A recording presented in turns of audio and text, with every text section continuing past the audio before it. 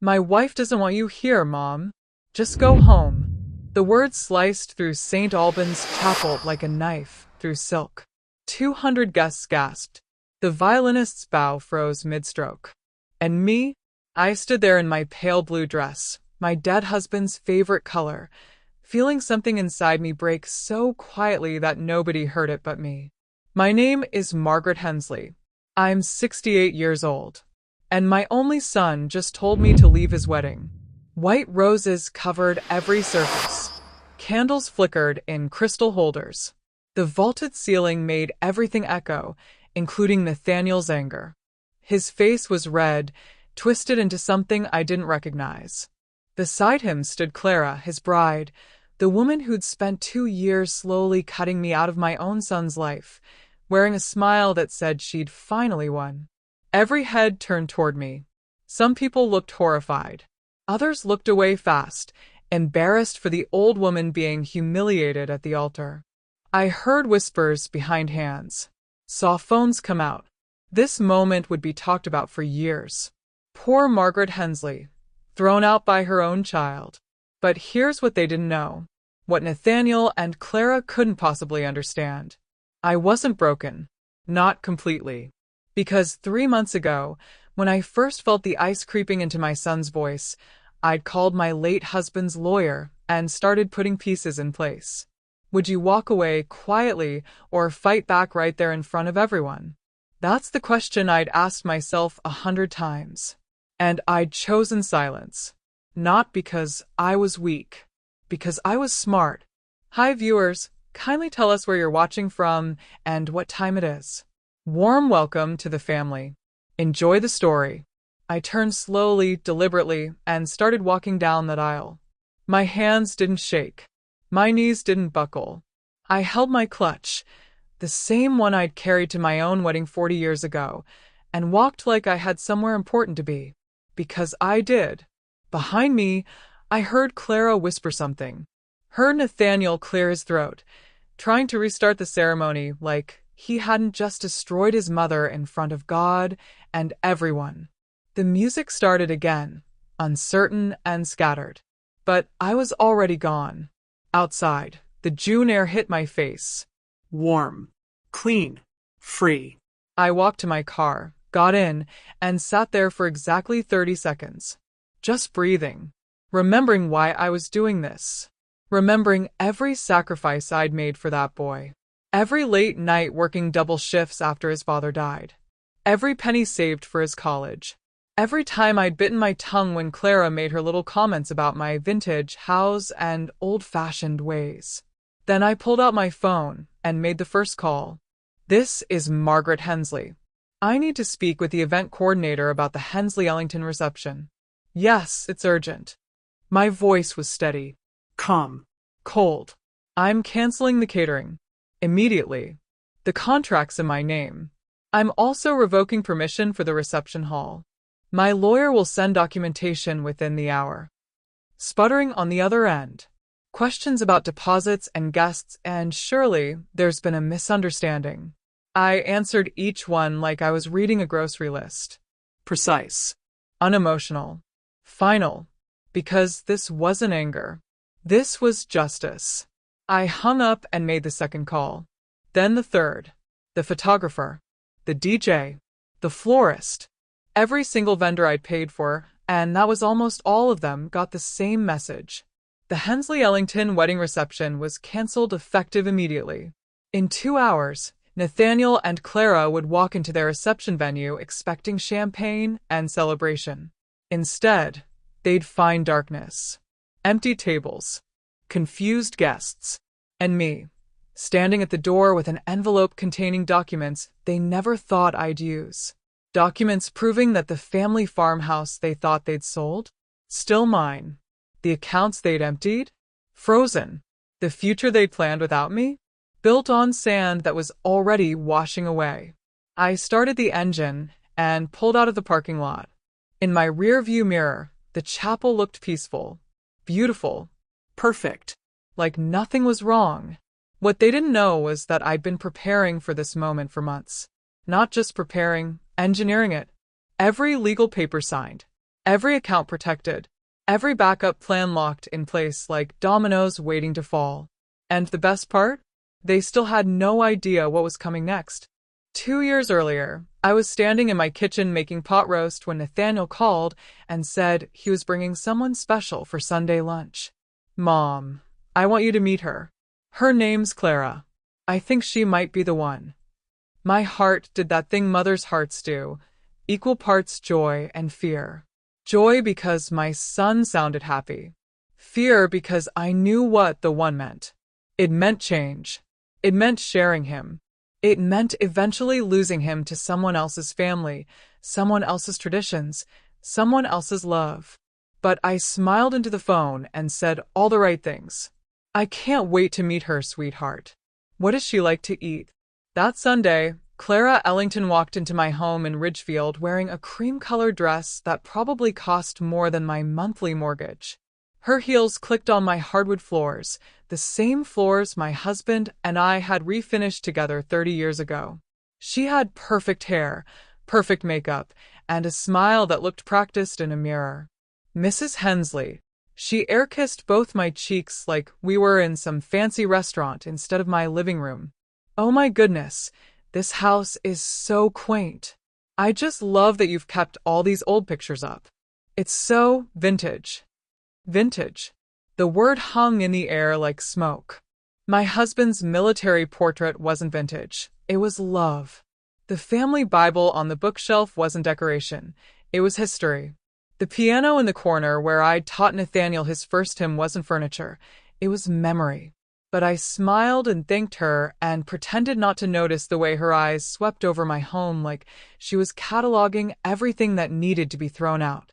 Nathaniel was beaming, completely blind to the way Clara touched things without really touching them, like she was afraid my life would rub off on her expensive clothes. He held her hand, pulled out her chair, laughed at her jokes like she was the funniest woman alive. During lunch, she asked questions that sounded sweet, but felt sharp. So, you raised Nathaniel all by yourself? That must have been so hard. I can't imagine not having help. She paused, fork hovering over her salad, the one she'd requested after wrinkling her nose at pot roast. Did you ever think about remarrying? I mean, it seems lonely. Have you ever met someone who knew exactly where to press to make you feel small? Comment below if you've experienced that kind of person because Clara was a master at it. I set down my water glass carefully. I had Nathaniel. I was never lonely. She smiled that smile again. Of course. But now that he's all grown up, what do you do with your time? What did I do? I volunteered at the church, tended my garden, read books, visited friends, lived a quiet, dignified life built on years of hard work and harder choices. But the way she asked made it sound like I was just waiting around to die. Nathaniel jumped in, oblivious. Mom's amazing, Clara. She worked 2 jobs to put me through college. Did everything for me. That's so sweet, Clara said, but her eyes said something else. They said, how sad, how pathetic, how desperate. After they left, I stood in my kitchen washing dishes and feeling something I hadn't felt in years. Not sadness, exactly. Something colder.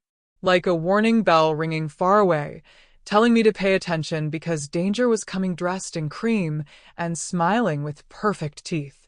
I dried my hands on the towel my mother had embroidered and looked at my husband's picture on the wall. She's going to be trouble, I whispered. I can feel it. Over the next few weeks, Nathaniel called less. When he did call, Clara's voice echoed in the background. Always there. Always listening. Always steering the conversation away from me and toward their life, their plans, their future, their everything that didn't include his mother. Mom, we can't make it for Thanksgiving this year. Clara's family does this big thing in Connecticut. Mom, about Christmas. Clara thought it'd be nice if we started our own traditions. Mom, I know we usually talk on Sundays, but Clara and I are pretty busy with work stuff. Each excuse was reasonable. Each change made sense on its own. But together, They formed a pattern I recognized because I'd seen it before. My sister's husband had done the same thing, slowly isolated her from everyone she loved until she woke up one day and realized she was alone except for him. But when I tried to say something, Nathaniel got defensive. Mom, you're being paranoid. Clara's great. She just wants us to have our own life. Our own life. Without me in it. I started documenting things then.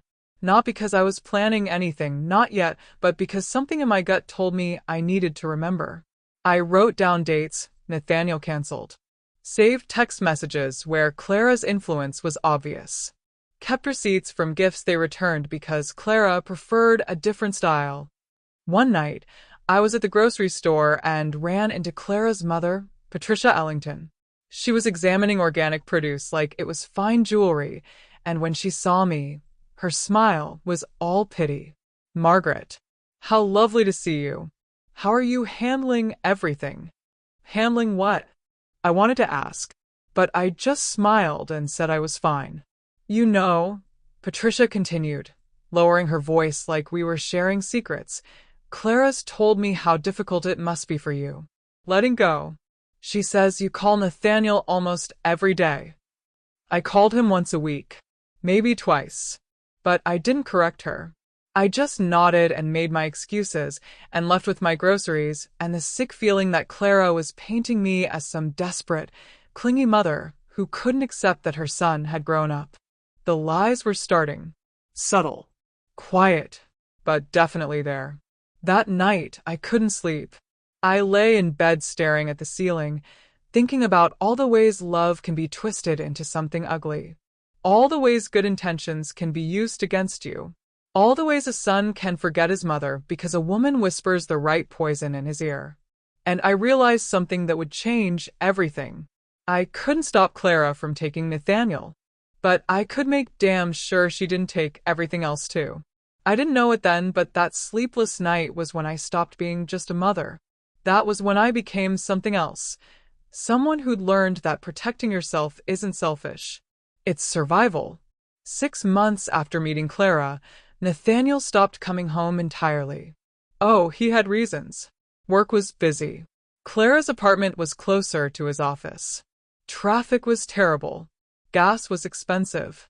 All perfectly logical excuses that added up to one truth. I wasn't a priority anymore.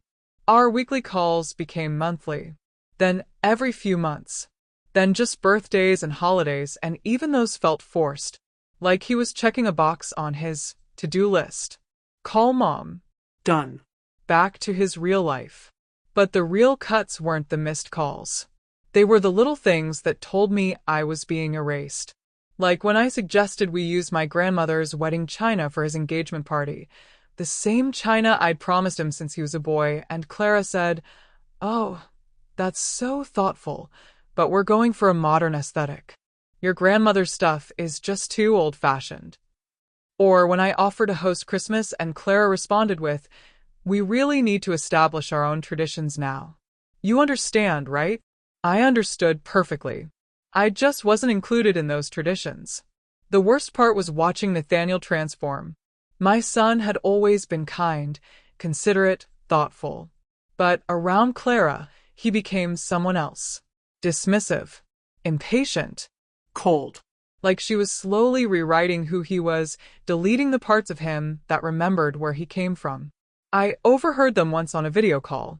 I'd called Nathaniel's phone, and he answered, but didn't realize I could hear them talking in the background. Clara's voice, sharp and clear. "Why does your mother keep calling? Doesn't she have friends? A life?" And Nathaniel, my sweet boy who used to hold my hand crossing the street, laughed. Actually laughed. "She's just lonely, babe. I'll deal with it." Deal with it. Like I was a problem to be managed instead of the woman who'd given him everything. If you've ever heard someone you love talk about you like you're a burden, you know that feeling.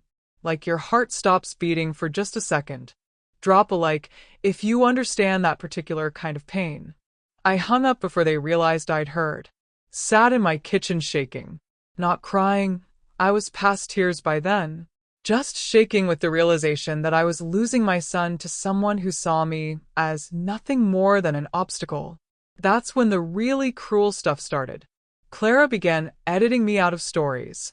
I'd hear Nathaniel tell people about his childhood, but suddenly all the sacrifices I'd made disappeared. Yeah, I had a pretty normal upbringing. Nothing special. No mention of the 2 jobs I worked. No mention of the nights I stayed up helping with homework. No mention of his father's death and how we survived it together. She rewrote his history, and he let her. Then came the family photos. Nathaniel had always kept pictures of us in his apartment. Me and him at his high school graduation, me and his dad on our wedding day, family trips to the beach. But one day I visited, and they were all gone, replaced with modern art and photos of him and Clara. Where'd the pictures go? I asked, trying to keep my voice steady. Clara answered before Nathaniel could. We redecorated. Those old frames didn't really fit our vibe. She smiled sweetly. But don't worry, we've got them in a box somewhere. Super safe. A box. Somewhere. My whole life with my son, packed away like seasonal decorations nobody wants to look at anymore. I drove home that day with my hands gripping the steering wheel so tight my knuckles went white. And for the first time, I let myself think the unthinkable. What if I'm not the problem? What if Clara is systematically trying to erase me because she can't control what she can't eliminate?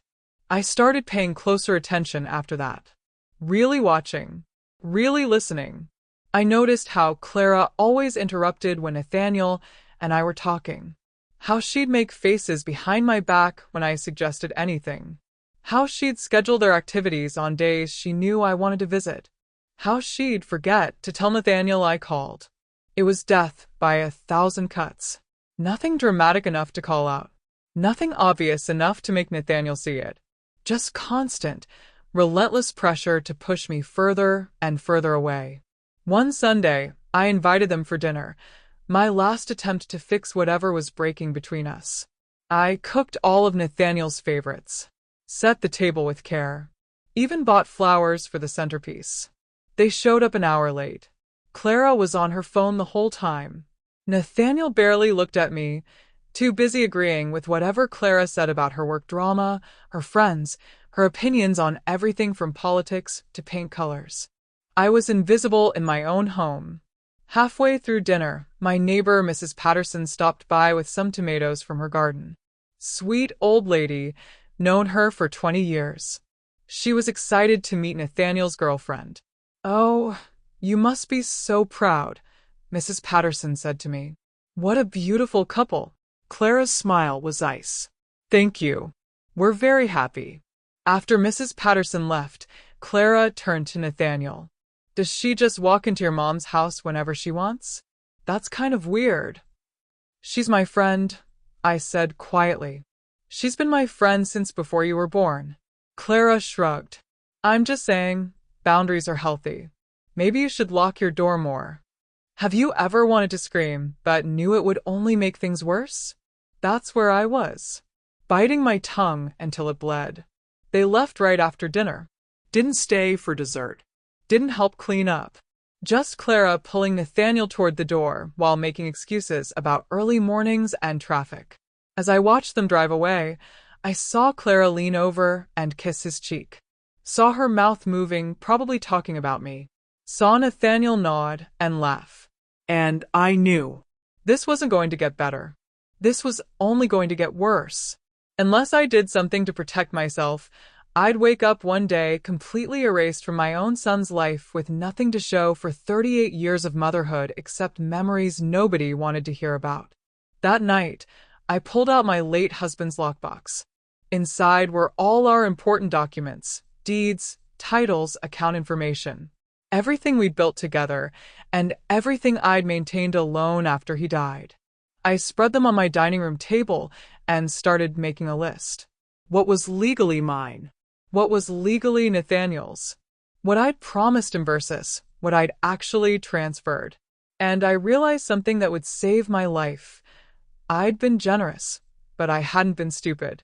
Most of what Nathaniel thought was his Still had my name on it. I didn't know it then, but that was the night everything changed. That was when I stopped being the victim and became something else entirely. The engagement announcement came through a Facebook post. Not a phone call. Not a visit. A Facebook post with a picture of Clara's ring. Massive, expensive, everything she'd ever wanted, and the caption. He asked, I said yes. Can't wait to marry my best friend. 300 people liked it before I even saw it. I sat staring at my computer screen, reading congratulations from strangers while my phone stayed silent. My own son hadn't bothered to tell me he was getting married. I called him. It rang 4 times before he answered, and I could hear Clara laughing in the background. Mom. Hey. Did you see the post? I did. Congratulations, sweetheart. My voice sounded steady, but my hands were shaking. I wish you'd told me first. Awkward pause. Then, yeah, sorry about that. It just kind of happened fast. Clara wanted to share the news right away.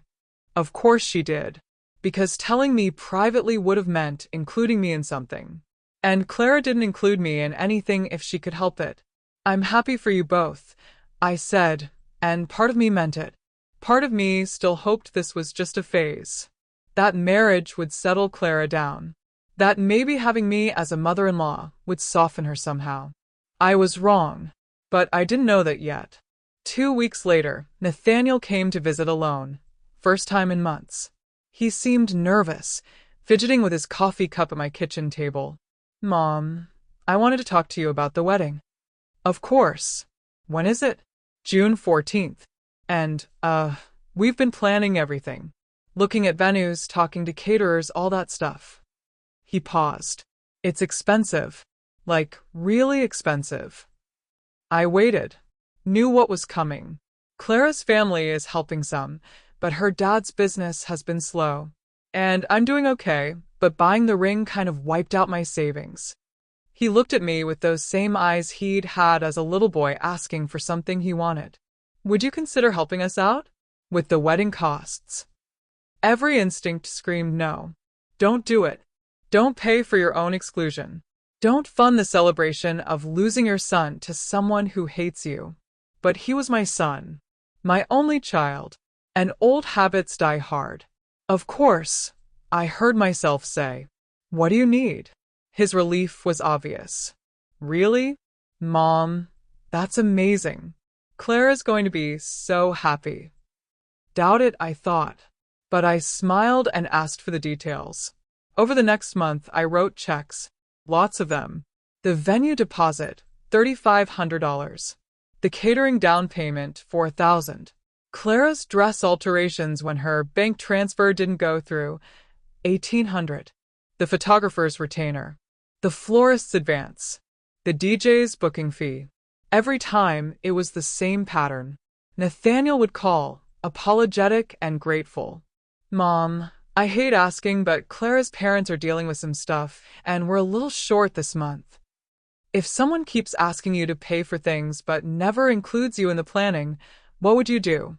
Tell me in the comments, because I kept writing those checks like an idiot. Clara's gratitude was worse than her rudeness.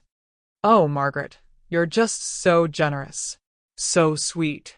It must feel nice to be part of something special at your age. Always that little jab at the end. Always that reminder that I was old, lonely, desperate to stay relevant. I bit my tongue and smiled, and played the role of grateful mother-in-law-to-be. But I was documenting everything. Every check. Every promise. Every text message where Nathaniel asked for money. I kept it all in a folder labeled "Wedding" in my desk drawer. Just in case. The one time I tried to actually participate in the planning, Clara shut me down fast. We were having coffee. Awkward, forced, probably Nathaniel's idea, and I mentioned my late husband's wedding ring. I've kept it all these years, I said softly. I thought maybe Nathaniel could wear it. For the ceremony. It would mean so much to me. To honor his father. Clara's face did this thing where her smile stayed perfect, but her eyes went dead. That's really sweet, Margaret. But we're keeping things modern. Fresh start, you know? We've actually already ordered matching bands from this amazing designer in New York. Of course, I said. I just thought. The thing is, Clara interrupted, Nathaniel and I have our own traditions now. Our own style. It's important for us to build something that's just ours, without too much history weighing it down. History. She meant me. She meant his father. She meant everything that came before her. I nodded and changed the subject. But inside, something hardened. This woman wasn't just marrying my son. She was erasing his past, rewriting his story to start the day he met her, like nothing before that mattered. And I just paid her $10,000 to do it. That night, I sat in my bedroom looking at my husband's ring. Simple gold band, worn smooth from years of wear. I could still remember the day we picked it out together, both of us barely 20 years old and stupid in love. She doesn't want you, I whispered to it. Doesn't want any of us. I put the ring back in its box and put the box back in my drawer. Then I pulled out my phone and scrolled through my contacts until I found the name I was looking for. William Callahan, my late husband's lawyer. The man who'd helped me navigate widowhood and single motherhood and every legal question I'd had for 28 years. My finger hovered over his number. Once I made this call, something would change. Once I started asking the questions forming in my mind, I'd have to face whatever answers came back. But I was done being generous. Done being erased. Done funding my own disappearance from my son's life. I hit call. William? It's Margaret Hensley.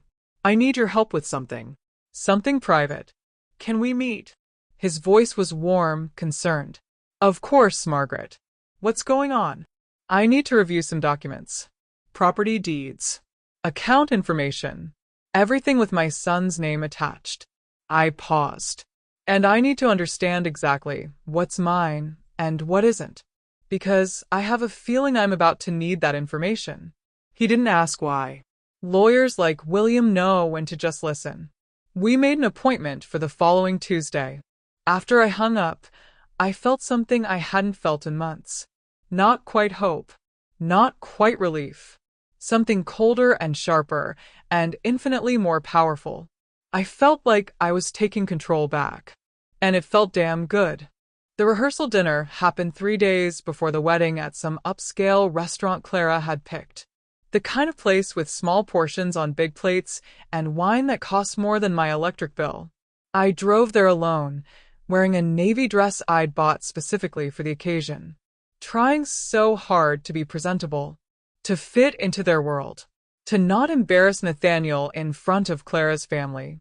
The Ellingtons were already there when I arrived. Clara's father, Richard, stocky, loud, the kind of man who talks about money like it's a personality trait. Her mother, Patricia, all pearls and passive aggression. Her younger brother, some tech guy from California, who barely looked up from his phone. And me. Margaret Hensley, widow. Alone. Out of place at my own son's rehearsal dinner. The tables were arranged in a long rectangle. Nathaniel and Clara sat at the head, of course. The Ellingtons filled the seats closest to them. I got placed at the far end, between Clara's elderly grandmother, who couldn't hear, and a +1 I didn't know. It was strategic. I knew that. But knowing it didn't make it hurt less. Dinner was loud, expensive, and exclusive. Everyone toasting the happy couple. Everyone sharing stories about Clara and Nathaniel, mostly Clara. How they met at some charity event. How he pursued her. How she finally said yes after making him work for it.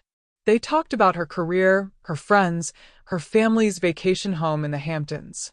Nobody mentioned me. Nobody asked how I felt about gaining a daughter-in-law.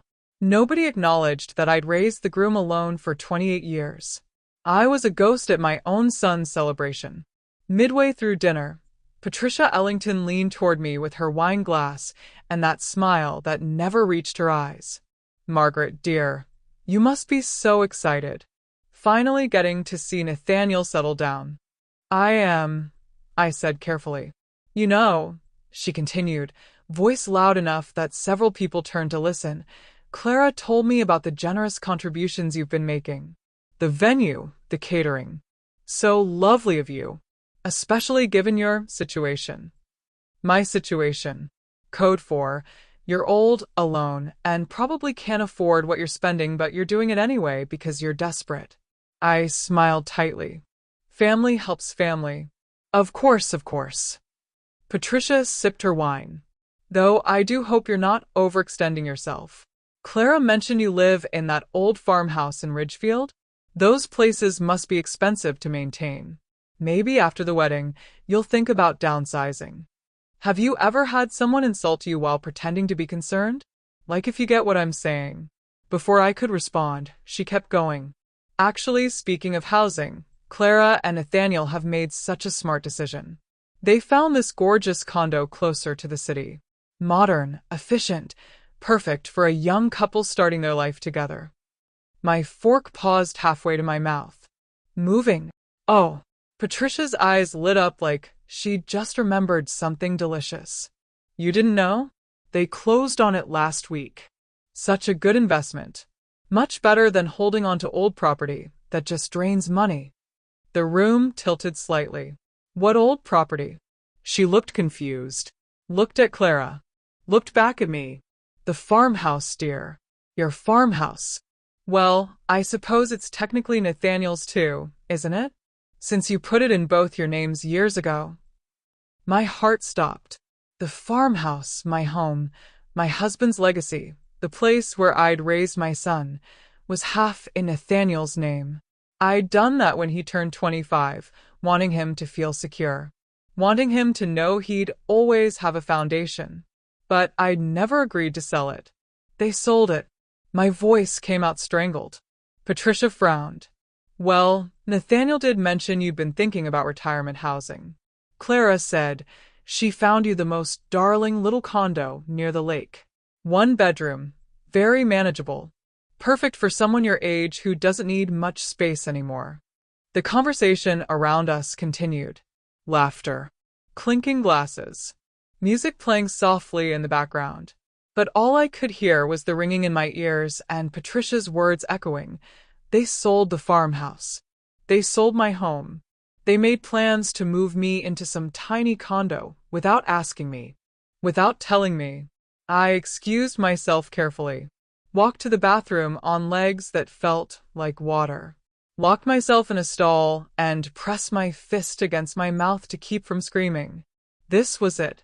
This was the moment I understood completely. They weren't just excluding me from their future. They were actively dismantling my present, taking my home, deciding my life, erasing me from my own story, and rewriting it to suit their plans. And they'd done it behind my back, smiling at me while signing papers, cashing my checks while plotting my eviction. I pulled out my phone with shaking hands and called William Callahan. He answered on the second ring. William, it's Margaret. I need you to check something. Immediately. The property deed for the Ridgefield house. Has anything been filed? Any sale documents? I heard papers rustling, computer keys clicking. Then his voice, careful and concerned. Margaret, there's a pending sale agreement. Filed 2 weeks ago. It looks like your son signed as co-owner. But your signature isn't on any of these documents. Can they sell without my signature? No. Absolutely not. You're still the primary owner. Any sale would require your explicit consent and notarized signature. Relief crashed through me so hard I had to sit down on the closed toilet lid. So the sale isn't legal? Not even close. This looks like fraud, actually. If someone represented your signature falsely, that's a serious crime. I closed my eyes, breathed, felt something cold and sharp and powerful slide into place where my heart used to be. William, I need you to do something for me. I need you to freeze my accounts. All of them. Any account with Nathaniel's name attached. I want access restricted immediately. And I need new documents drawn up. Tonight, if possible. What kind of documents? The kind that protect everything I have left. Because in 3 days, I'm going to stop playing nice. We talked for 10 more minutes. Made plans. Set things in motion. When I hung up, I looked at myself in the bathroom mirror. My makeup was smudged. My hands were still shaking, but my eyes were clear.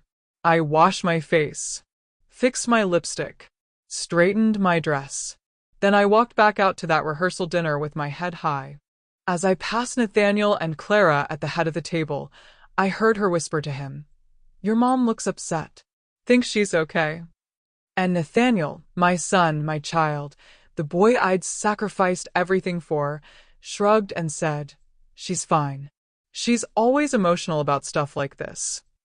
I didn't stop, didn't confront them, just collected my purse, thanked the host, and walked out into the cool evening air. Because I'd learned something important that night, something that would save me. Justice doesn't announce itself. It doesn't argue or explain. It just waits for the right moment and then strikes with everything it's got. That night was the night I decided silence wasn't surrender anymore. It was strategy. And in 3 days at the altar, they'd realize exactly what kind of strategy I'd been building. The morning after the rehearsal dinner, I sat in William Callahan's office, signing papers that would change everything. "Margaret, are you absolutely sure about this?" William pushed his glasses up his nose, looking at me with concern. "Once we execute these documents, there's no going back without significant legal complications." I didn't hesitate. "I'm sure." The documents spread across his desk told a story of protection. New will, trust modifications, property deed corrections, account access restrictions, powers of attorney revocations. Every single legal thread I'd ever extended to Nathaniel, pulled back and secured. "The farmhouse sale is void," William explained, pointing to one document. "I've already filed a fraud report with the county recorder's office. The buyers, if they're real, will be notified that the sale was unauthorized." "What about the money Nathaniel's already spent from our joint accounts?" William's expression darkened. "That's trickier. Technically, as a co-owner, he had legal access. But given the pattern of deception and the attempted property fraud, we could make a case for financial exploitation of an elderly person." Elderly person. I was 68, not 90. But I let it go because the label would work in my favor. "I've frozen the accounts as you requested," he continued. "Nathaniel won't be able to access them without your explicit approval. I've also prepared this." He slid an envelope across the desk. "Legal documentation of every check you've written for the wedding, every deposit, every payment, all with your signature and authorization." "Can I revoke those payments?" Some of them, yes. "The venue contract is in your name. You can cancel with forfeiture of the deposit, which you're owed back minus administrative fees. Same with the catering.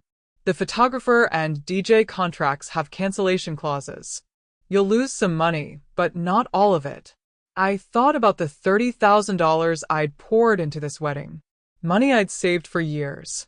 Money that represented security, retirement, peace of mind. Money they'd taken while planning to take my home too. "Cancel everything that can be canceled," I said firmly. "I want documentation showing I revoked authorization. I want it ironclad." William studied me for a long moment. "Margaret, I've known you since John died. 28 years. I've never seen you like this." "Like what?" Cold. "Calculating." He paused. "Vengeful." The word hung between us. Vengeful. Was that what this was? Or was it just survival? Have you ever reached a point where protecting yourself felt like revenge? Drop a comment if you've been there, because that's exactly where I was. They tried to steal my home, William. They planned to put me in some tiny condo and make decisions about my life without asking me. They took my money while plotting my erasure. I met his eyes. That's not being vengeful. That's being smart enough to fight back. He nodded slowly. "Then let's make sure you win." We spent 3 hours going over every detail, every contingency, every possible response Nathaniel and Clara might have.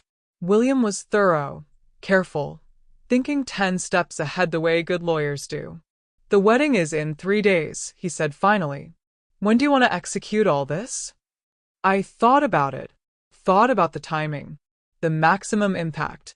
The moment that would hurt the most, not because I wanted to hurt my son, but because I needed him to understand the consequences of his choices. I'll cancel the vendors the day of the wedding, I said quietly. After the ceremony starts. After they've committed in front of everyone. After there's no turning back. William's eyebrows rose. That's dramatic. That's justice. He didn't argue. Just gathered the signed documents and placed them in a folder labeled with my name. I'll have everything ready. My phone will be on all day Saturday. The moment you give the word, I'll start filing. I stood to leave, but William stopped me. Margaret? One more thing. Are you prepared for the fallout? Nathaniel might never forgive you for this. The question sat heavy in the air between us. Was I prepared to lose my son completely? To burn this bridge so thoroughly there'd be nothing left but ash? But then I remembered Clara's smile at the rehearsal dinner. Remembered Nathaniel shrugging off my pain like it was nothing. Remembered decades of sacrifice being repaid with lies and theft and casual cruelty. If he can't forgive me for protecting myself from his fraud, I said softly, then I've already lost him anyway. I left William's office feeling lighter than I had in months. Not happy, exactly, but powerful, in control. Like I'd finally stopped letting life happen to me and started making my own choices. The next 2 days were strange, peaceful almost. I tended my garden, pulling weeds and watering flowers that would outlive this whole mess. I cooked meals I actually tasted instead of just swallowing. I slept through the night for the first time since Nathaniel announced his engagement. Clara called once, the day before the wedding. Margaret, I just wanted to make sure you're ready for tomorrow. You know what time to be at the church, right? And please don't wear anything too flashy. We want the focus on the bride. Of course, dear, I said sweetly. Wouldn't dream of taking attention away from you. Great. See you tomorrow. She hung up without saying goodbye. I stared at my phone, thinking about all the ways this woman had underestimated me. All the time she'd assumed I was just some harmless old lady too scared and too weak to fight back. Tomorrow, she'd learn exactly how wrong she'd been.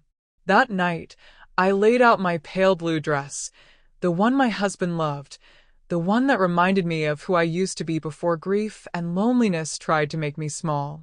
I polished my shoes, packed my clutch with tissues I wouldn't need and the phone number I would. And I went to bed early, sleeping like a baby, dreaming of justice served cold and precise and absolutely deserved.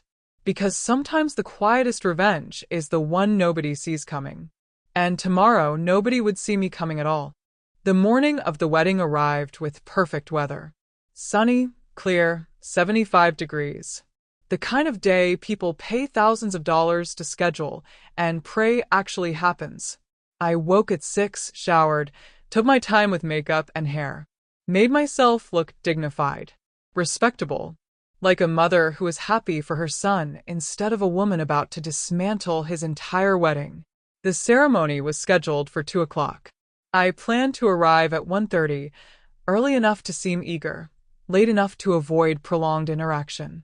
But first, I had phone calls to make. At 9 a.m., I called the venue coordinator. Hello, this is Margaret Hensley. I need to speak with you about the Hensley-Ellington wedding reception this evening. The coordinator sounded cheerful, distracted. Probably dealing with a dozen crises already. Yes, Mrs. Hensley. Everything's on schedule. The setup crew is here now. It's going to be beautiful. I'm sure it would be, I said carefully. But I'm calling to inform you that I'm canceling my portion of the contract. Effective immediately. Silence. Then, I'm sorry, what? The reception hall rental is under my name. I'm revoking authorization for use. I'll forfeit the deposit as outlined in the cancellation clause, but I want all setup stopped and the space cleared. Mrs. Hensley, the wedding is in 5 hours. We have food being delivered, decorations going up, a DJ scheduled. all contracted under my name and credit card. I'm canceling. My lawyer will fax over the documentation within the hour. More silence. Then sputtering. This is highly irregular. We've never, the guests, what am I supposed to tell? Tell them the truth. That the person who paid for everything has withdrawn authorization. If the bride and groom want to negotiate a new contract under their own names and credit, they're welcome to try. But I suspect they'll find that difficult to arrange in 5 hours. I hung up before she could argue further. Next call, the catering company. Same conversation. Same shock. Same result. Then the photographer. The DJ. The florist who was supposed to deliver centerpieces. One by one, I dismantled the reception they'd planned using my money. The wedding they'd built on my sacrifice while plotting to take my home. Each call felt like cutting a rope I'd been hanging from. Scary at first. Then liberating. By the last call, my hands weren't even shaking. If you've ever taken back your power after someone tried to steal it, you know that feeling. Hit that like button if you understand what I'm talking about. At noon, I made lunch. Ate it slowly. Checked my phone and saw 17 missed calls from Nathaniel. 10 from Clara. 3 from the venue coordinator. 1 from Patricia Ellington. I ignored them all. At 1 o'clock, I got dressed. That pale blue dress that made me feel like myself again. Simple jewelry, my wedding ring, small pearl earrings. Light makeup. Nothing flashy. Nothing that would distract from the bride, just like Clara requested. At 1:20, I drove to St. Albans Chapel. The parking lot was already full. Guests arriving in fancy clothes, carrying gifts, excited for a celebration that was about to implode. I parked and sat in my car for a moment, watching people file inside. Watching them laugh and hug and take pictures. Watching them prepare to witness something they'd talk about for years, just not in the way they expected. My phone buzzed. Nathaniel calling again.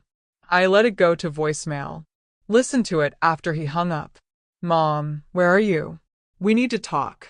Something's happened with the reception venue and the caterers are freaking out and just call me back. Please. His voice sounded panicked. Stressed. Young. For a second, I almost felt guilty. Then I remembered the rehearsal dinner. Remembered him shrugging off my pain. Remembered years of Clara slowly poisoning him against me while I paid for the privilege of being erased. The guilt vanished. I got out of my car and walked toward the chapel. People turned to look at me. Some smiled. Others looked away quickly, like they knew something was wrong and didn't want to get involved. Inside, the chapel was stunning. White roses everywhere. Candles flickering. Classical music playing softly. Clara had taste. I'd give her that. Even if it was all funded by someone she despised. A woman with a clipboard intercepted me near the entrance. Mrs. Hensley. Oh, thank goodness. We need to talk about the seating arrangements. What about them? She looked uncomfortable. Well, there's been some confusion. The front rows are reserved for immediate family and... I'm immediate family. I'm the groom's mother. Yes, of course. But Mrs. Ellington asked if you'd be comfortable sitting a bit further back? She said you'd understand. Something about not wanting you to feel pressured. Pressured. By sitting in the front row at my own son's wedding. By being visible as his mother. This was Clara's final insult. Even after everything, she needed to make sure I knew my place. Which was nowhere. Where does she want me to sit? The woman gestured toward the back. Maybe the 5th or 6th row.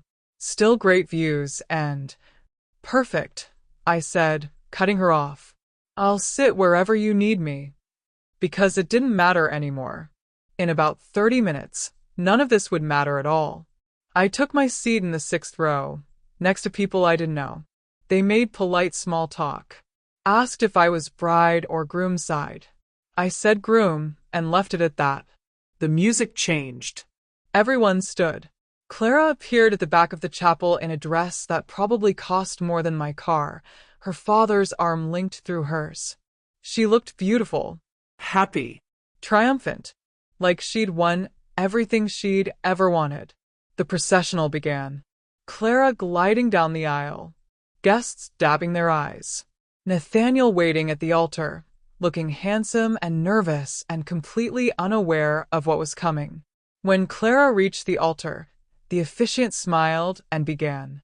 Dearly beloved, we are gathered here today. I stopped listening, just watched, waited, let them have their moment. They exchanged vows. Nathaniel's voice cracking with emotion. Clara's steady and sure. They talked about love and commitment and building a future together.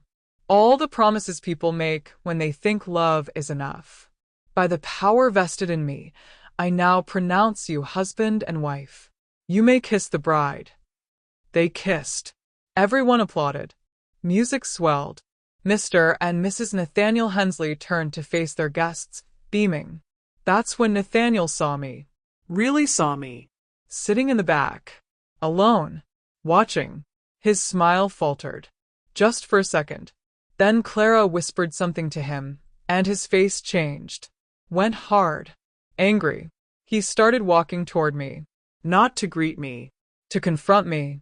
Clara tried to stop him, but he shook her off, marching down the aisle with everyone watching in confusion. When he reached my row, his voice was low and furious. What did you do? I stood calmly, met his eyes. I protected myself. The reception is cancelled. Everything's cancelled. Do you have any idea what you've done? I have every idea, Nathaniel. I cancelled services I paid for. Services you never had the right to use in the first place. Clara appeared behind him, face flushed. You can't do this. This is our wedding. Your wedding, I said quietly, that I funded, while you planned to steal my home. People around us were staring now, whispering, phones coming out. That's when Nathaniel said it. The words that justified everything I'd done. My wife doesn't want you here, Mom. Just go home. The chapel went silent. Every single person heard it. Heard my son choose his wife of 5 minutes over the mother who'd raised him alone for 28 years. I didn't cry. Didn't yell. Just nodded once and walked toward the door. But before I left, I turned back. There's an envelope in your car, Nathaniel. Read it when you get to your reception venue, if you still have one. Then I walked out into the sunshine, leaving my son, his bride, and 200 witnesses staring after me in shock. And the best part? I was just getting started. I didn't go home. Instead, I drove to the reception venue and parked across the street where I could see the entrance. Petty? Maybe. But after years of being invisible, I wanted to watch what happened when they finally saw me. The venue was dark, empty. A handwritten sign on the door read, "Event canceled by primary contract holder. Please contact the bride and groom for information." I sat in my car and waited. 20 minutes later, the first guests started arriving. Confused. Checking their phones. Reading the sign. Some left immediately. Others waited around, making calls, trying to figure out what was happening. Then the wedding party arrived. 3 cars full of bridesmaids and groomsmen, laughing and excited, completely unaware.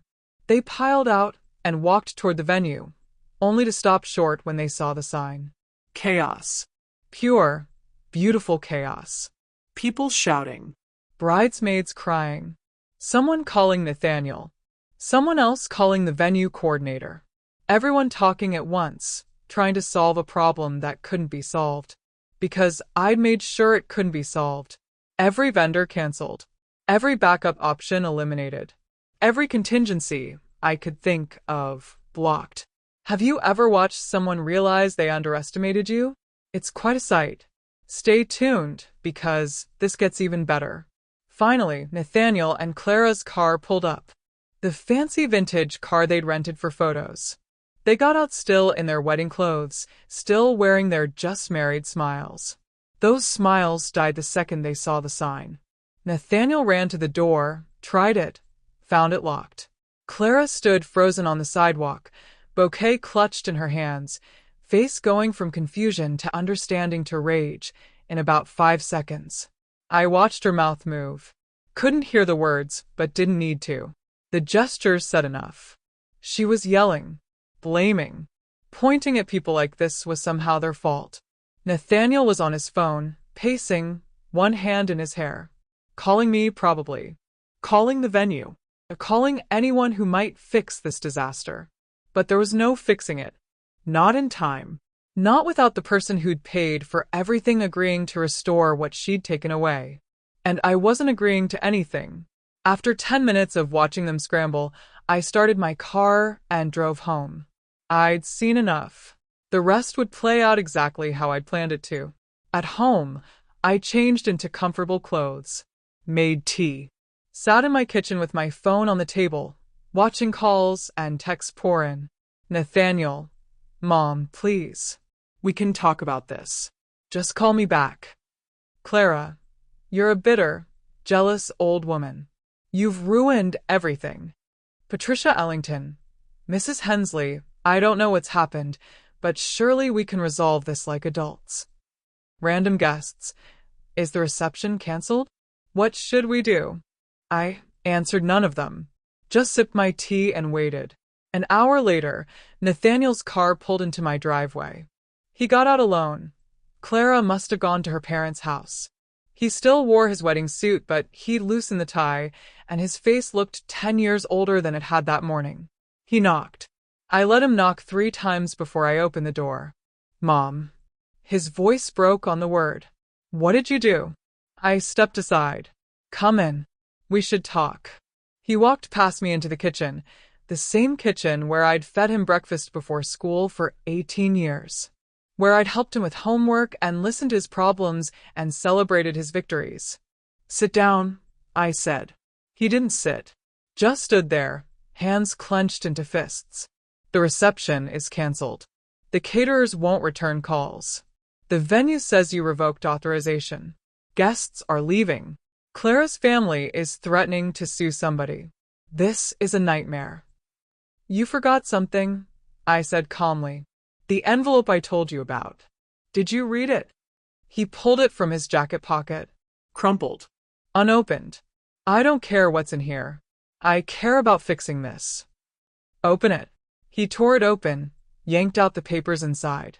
Started reading. I watched his face change as he went through each document. The fraud report about the farmhouse sale.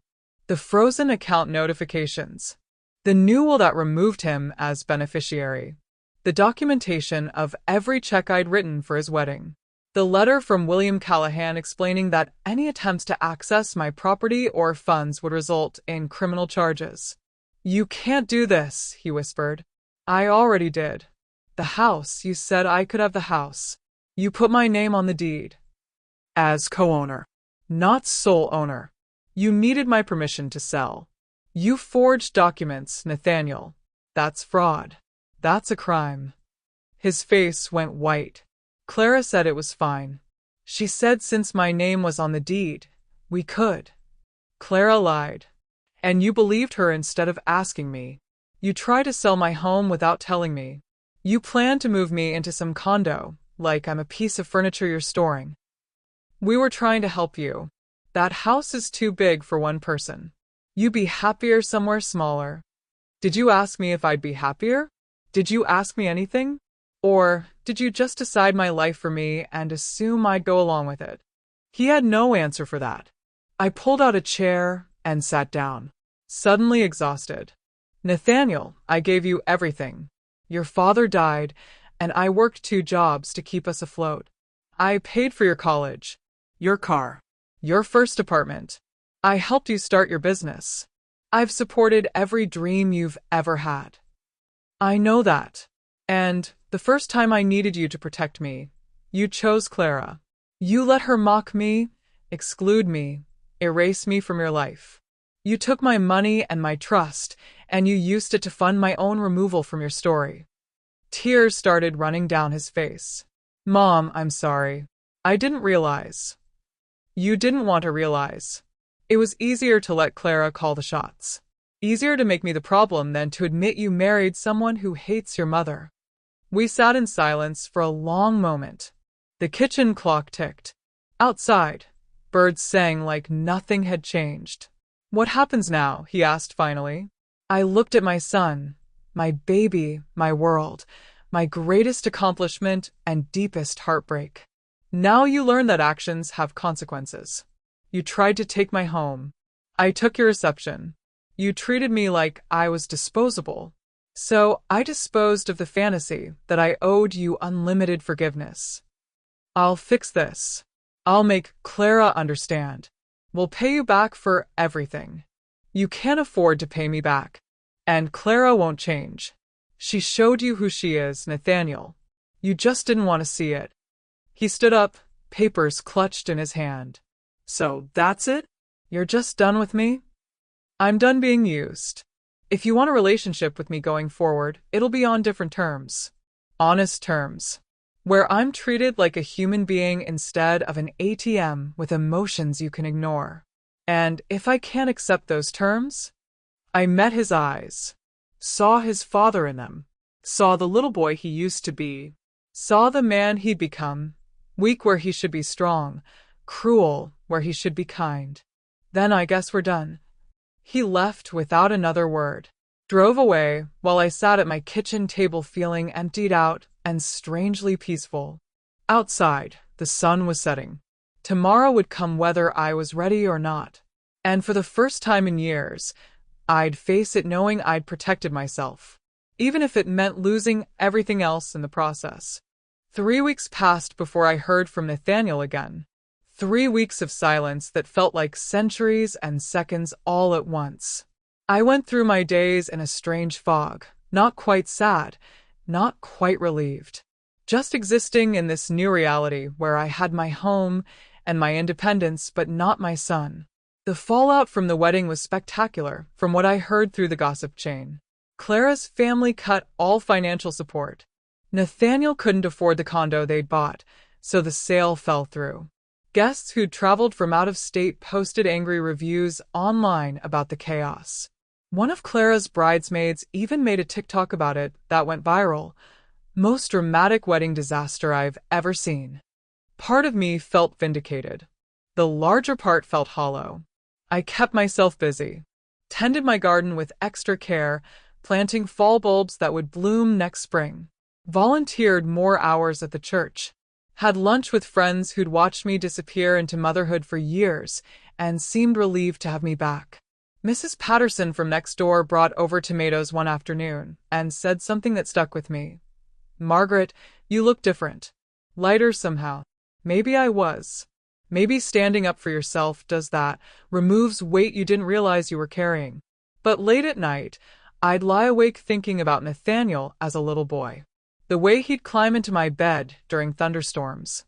The way he'd bring me dandelions like they were roses. The way he'd said, "I love you, Mama," in that sweet voice kids have before the world teaches them to be careful with their hearts. That boy was gone. I'd lost him long before the wedding. Maybe when his father died. Maybe when he met Clara. Maybe in small increments over years until there was nothing left of us except obligation and resentment. The hard part was accepting it. If you've ever had to let go of someone you love because they became someone you don't recognize, you know this pain. It's a special kind of grief, mourning someone who's still alive. Then, 3 weeks and 2 days after the wedding, I heard a knock at my door. Evening time. I was reading in my favorite chair, tea cooling on the side table. For a second I thought about ignoring it. Then something, instinct, hope, stupidity, made me answer. Nathaniel stood on my porch. He looked terrible. Thinner. Older. Dark circles under his eyes like he hadn't slept in days. His clothes were wrinkled. His hair needed cutting. This wasn't the confident, successful man who'd shouted at me in the chapel. This was someone who'd been broken down to bare bones. "Mom," he said. His voice cracked. "Can I come in?" I should have said no. Should have protected myself the way I'd learned to. But he was still my son. Still the baby I'd carried, and the boy I'd raised, and the man I'd hoped he'd become. I stepped aside. "Come in." We sat in the living room. The same room where he'd played with Legos as a kid. Where we'd watched movies together. where I'd helped him get ready for prom. So many memories pressed into these walls, and all of them felt like they belonged to different people. Clara left, he said after a long silence. I wasn't surprised. When, 2 weeks ago, her parents found out about the fraud report, about the accounts being frozen, they told her to get the marriage annulled before it damaged their reputation. He laughed bitterly. She didn't even argue. Just packed her stuff and went back to Connecticut. Filed papers the next day. I'm sorry, I said and meant it. Not sorry she was gone, good riddance, but sorry he was hurting. No, you're not. You knew this would happen. I knew Clara didn't love you. I didn't know she'd leave this fast. He looked at me with red-rimmed eyes. You were right about everything. About her. About what she was doing. I should have listened. Should have. The saddest words in the English language. Why are you here, Nathaniel? Because I have nowhere else to go. The condo fell through. I've been staying with a friend, but that can't last forever. My business is struggling because I spent so much on the wedding. I'm behind on payments for everything. He paused. I'm drowning, Mom, and you're the only person who might throw me a rope. There it was. The real reason. Not apology. Not reconciliation. Need. Part of me wanted to help. The mother part that would always see him as my baby who needed protecting. But the woman part, the part that had learned to value herself, knew better. What do you want from me? Can I move back home? Just temporarily. Until I get back on my feet. I thought about it. Thought about what it would mean to have him here again. The daily reminder of how we destroyed each other. The awkward silences and forced conversations. The pretending things were okay when they weren't. No, I said quietly. His face crumpled. Mom, please. I have nowhere. You made choices, Nathaniel. You chose Clara over me. You chose her lies over my truth. You tried to steal my home while I was funding your future. Those choices have consequences. I know. I know I messed up. But I'm your son. Doesn't that count for something? It counts for this conversation. It counts for me not pressing criminal charges for the fraud. It counts for me hoping you learn something from this disaster. I leaned forward. But it doesn't count for me rescuing you from problems you created. Tears rolled down his face. Real ones this time. Not manipulation, just grief. What am I supposed to do? Figure it out. The way I did when your father died, and I had no idea how to survive. The way every person figures it out when life knocks them down. You're smart, capable, and young enough to rebuild. But you'll do it on your own. I don't know if I can. Then you'll learn. That's what adults do. We sat there while he cried. I didn't comfort him, didn't pat his hand, or say it would be okay. Just let him feel the full weight of what he'd lost. Eventually, he wiped his face, stood up. I really am sorry, Mom, for everything. I know that doesn't fix anything, but I am. I believe you. Does that mean you forgive me? I thought about forgiveness, about whether it was something you gave freely or something that had to be earned, about whether you could forgive someone without letting them back into your life. I forgive you for being human, I said finally, for making mistakes, for being influenced by someone who saw your weaknesses and exploited them. But forgiveness doesn't mean forgetting. It doesn't mean trusting you again. It just means I'm not carrying the anger anymore. He nodded slowly. Can we try to fix this? Eventually? Maybe. If you do the work. If you figure out who you are without someone telling you. If you learn to value people over possessions and relationships over status. I stood up. But that's on you, Nathaniel. I'm done doing your emotional labor for you. I walked him to the door. We stood on the porch under the same moon that had watched us for 28 years. Two people who used to be everything to each other, now strangers learning how to be separate. Goodbye, Mom, he said. Goodbye, sweetheart. He walked to his car. Didn't look back. Drove away into the darkness while I stood watching One hand pressed to my chest where my heart was breaking and healing all at once. Inside, I made fresh tea, sat in my chair, picked up my book, and realized something that felt like truth. Sometimes loving someone means letting them fall. And sometimes protecting yourself means closing the door on people who can't stop hurting you, even when that person is your own child. 6 months later, spring came to Ridgefield with all the gentleness winter never has. My garden exploded with color, tulips and daffodils and those fall bulbs I'd planted during the worst of the grief. They came up strong and bright, proof that things buried in darkness can still reach toward the light. I was in the garden when I heard the car pull up. Some instinct made me look. Some part of me that would always recognize the sound of my son coming home. Nathaniel got out slowly, different than the last time. Not broken, but humbled. He'd gained some weight back, cut his hair, wore clothes that looked clean and professional instead of desperate. He stood at the edge of my driveway, waiting. Not assuming, not demanding, just waiting for permission to approach. I set down my gardening gloves and walked over. "Hello, Nathaniel." "Hi, Mom."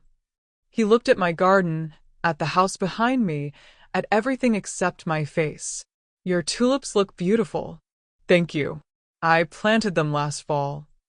Silence stretched between us. Not hostile, but not comfortable either. The silence of two people learning how to exist in each other's orbit without colliding. "I got a job," he said finally. "Nothing fancy. Sales position with a tech company. But it's steady. I'm renting a small apartment in Bridgeport. Started seeing a therapist." "That's good." "It is." He finally met my eyes. "I'm not here to ask for anything, Mom. I just wanted you to know I'm trying. I'm doing the work you said I needed to do." I nodded, feeling something tight in my chest loosen slightly. "I'm glad. I think about what happened a lot. About what I did to you. How I let Clara convince me you were the problem when really..." He trailed off. "I was the problem. I wanted the fantasy she was selling so badly. I didn't care who I hurt to get it. We all make mistakes, Nathaniel. Not like mine. I tried to steal your home. I humiliated you at my own wedding.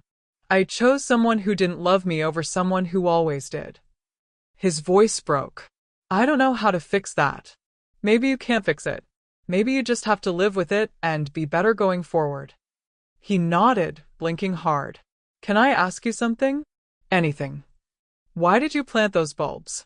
Last fall, when everything was falling apart, why did you take the time to plant flowers you wouldn't see for months?" I looked at my garden, at all that color pushing through soil that had seemed dead just weeks ago. Because I needed to believe spring would come, even when I couldn't see it. Even when everything felt frozen and hopeless. I needed to do something that said, "I believe in tomorrow." He absorbed that.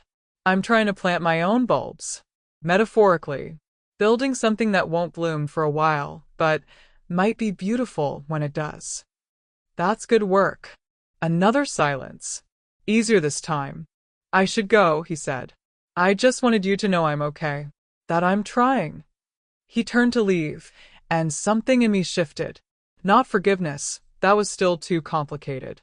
Not forgetting, that would never happen. But maybe the beginning of something. A tiny green shoot pushing through hard ground. "Nathaniel?"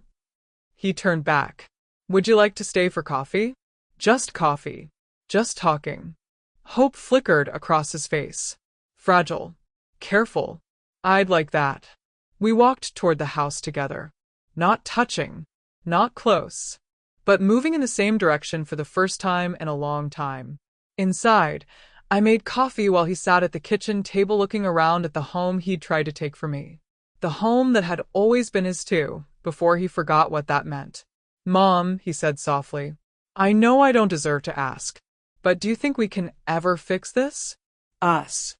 I brought the coffee to the table and sat across from him. "I don't know. Maybe.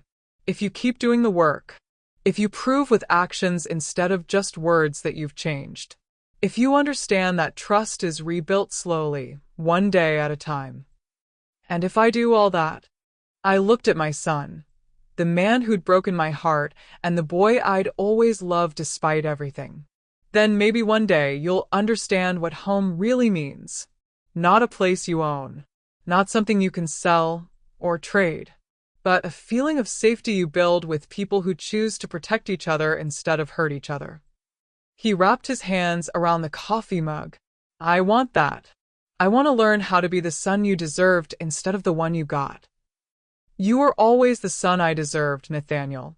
You just forgot how to be the man your father and I raised you to be. But people can remember. People can change. If they want it badly enough. I'm done doing your emotional labor for you. I walked him to the door. We stood on the porch under the same moon that had watched us for 28 years. Two people who used to be everything to each other, now strangers learning how to be separate. Goodbye, Mom, he said. Goodbye, sweetheart. He walked to his car. Didn't look back. Drove away into the darkness while I stood watching, one hand pressed to my chest where my heart was breaking and healing all at once. Inside, I made fresh tea, sat in my chair, picked up my book, and realized something that felt like truth. Sometimes loving someone means letting them fall. And sometimes protecting yourself means closing the door on people who can't stop hurting you, even when that person is your own child.